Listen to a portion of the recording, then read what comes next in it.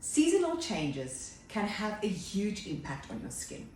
For us here in South Africa, I feel that we have pretty much two seasons. We have full-on summer and then we have winter. Now, in our belief, winter, but I know nothing compared to a European cold winter.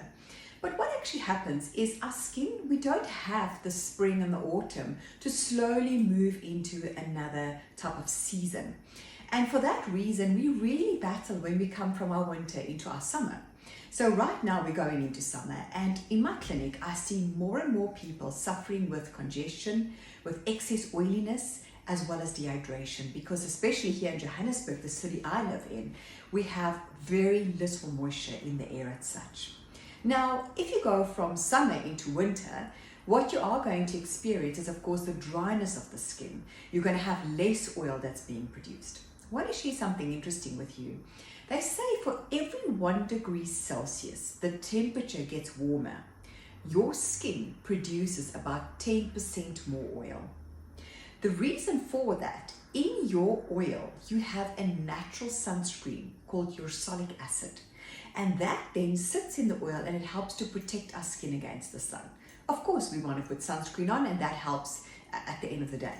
But so when you're looking at your home care regime and also your skin treatments that you have with your professional, you need to adjust that from one season to the next. So I find I do far more purifying type of peels in summer than what I do in winter. In winter, I will do more peels that contain something like a lactic acid that actually hydrates the skin. In winter, I'll also add more oils and more hydrating serums for my clients. Whereas in summer, I look at more purifying clay kind of masks that they use, maybe a purifying type of serum to help to balance that oil. So in summertime, I love things like bentonite clay, kaolin clay, love salicylic acid because it actually helps to mop up the excess oil. Whereas in winter, I look for things like, provitamin B5 or panthenol. I look for hyaluronic acid. Niacinamide is great to hydrate, but also to desensitize the skin.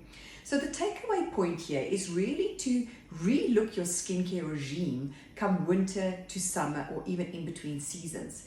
Also, if you go from winter into spring, of course, there's a lot more pollen out, and therefore a lot of people will have sinus and hay fever. And whenever there's skin sensitivity or lung sensitivity, we believe that those two go hand in hand. So by having hay fever, by having sinuses, you'll find that your skin will be more sensitive than normal. And sensitivity predominantly on the cheeks. So that could be red, it could be burny, it could be stinging. So keep that in mind when we go from one season to the next, especially if you live in a country where the seasons are quite, dramatic from the one to the next. And relook your home care routine and relook what you need to do with your skincare therapist, and speak to a professional to guide you. And I hope that this will help you to relook what you're doing from season to season.